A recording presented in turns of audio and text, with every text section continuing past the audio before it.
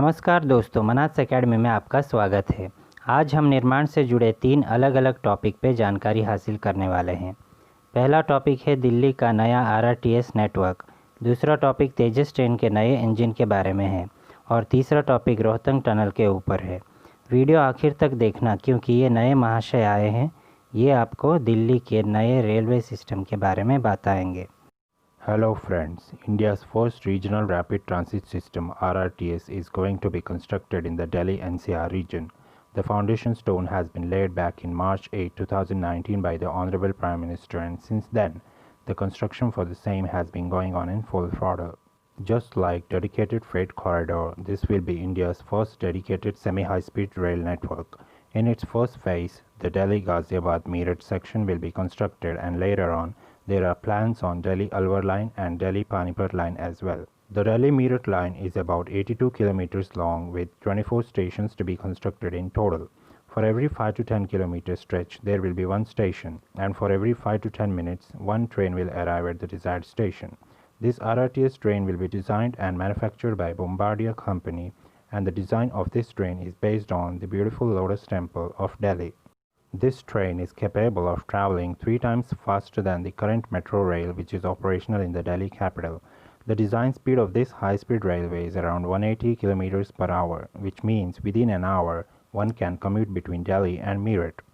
Under the Make in India initiative, it is reported that more than 80% of the components for this train will be manufactured in India itself, which will give a boost to the economy and will also increase the number of employment opportunities.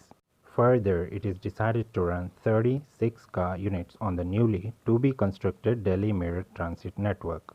The train unit will have an aerodynamic nose to cancel the air drag as similar to Vande Bharat train, due to which acceleration and deceleration will be achieved much more efficiently when compared to other Indian trains. If you want to know more about Vande Bharat train, I have put a link in the description section. Please do watch it. The new high-speed train units are also provided with regenerative braking, in which every time the train decelerates, energy will be stored which can be realized elsewhere. Talking about the internal carriageway, the units have a 2x2 seating arrangement with onboard Wi-Fi facility and enough luggage room for the passengers. In terms of safety, the train units have been installed with automatic shutting doors on departure, and officials even say that during winters, the fog won't be able to affect the RRTS service. Such a technology will be equipped in this system.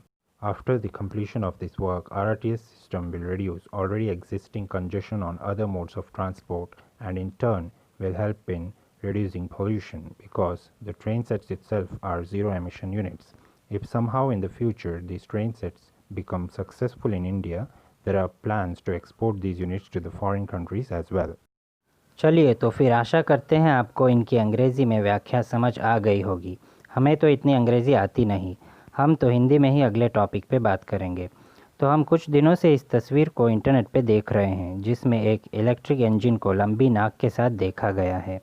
गौर से देखने पर पता चलता है कि यह वैप 5 electric locomotive है। जब ये इमेज इंटरनेट पे आने लगी तब लोग कह रहे थे कि ये लोकोमोटिव राजधानी के लिए बनाया जा रहा है, लेकिन काफ़ी अटकलें लगाने के बाद फिर ये तस्वीर सामने आई।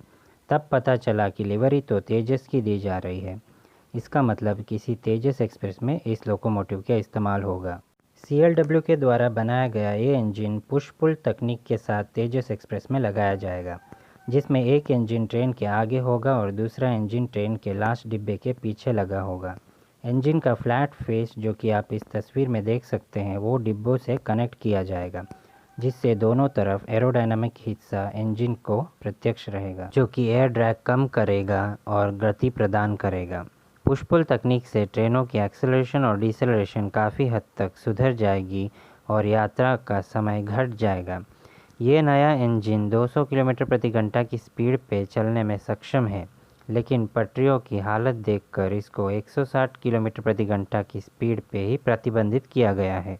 इन इंजनों में AC भी लगाए जाएंगे, लोको पायलट की सुविधाओं को ध्यान में रखते हुए। शायद से कॉरपोरेट तेजस एक्सप्रेस में इन इंजनों का इस्तेमाल होगा। अब हम तीसरे टॉपिक के बारे में बात करते हैं। मनाली से लेह का हाईवे दुर्गम हिमालय की चोटियों से गुजरते हुए निकलता है। यह रास्ता पहले बर्फ़बारी में बंद हो जाता था, जिससे कनेक्टिविटी ठप पड़ने से काफ़ी मुसीबतें झेलनी पड़ती थी। तब पूर्व प्रधानमंत्री ने इस समस्या को देखकर एक टनल बनाने की योजना बनाई, जिससे मनाली लेह हाईवे पूरे साल के लिए खुला रहेगा। इस टनल का नाम रोहतंग टनल रखा गया। ये टनल 3000 मीटर की ऊंचाई पर बनाया गया है।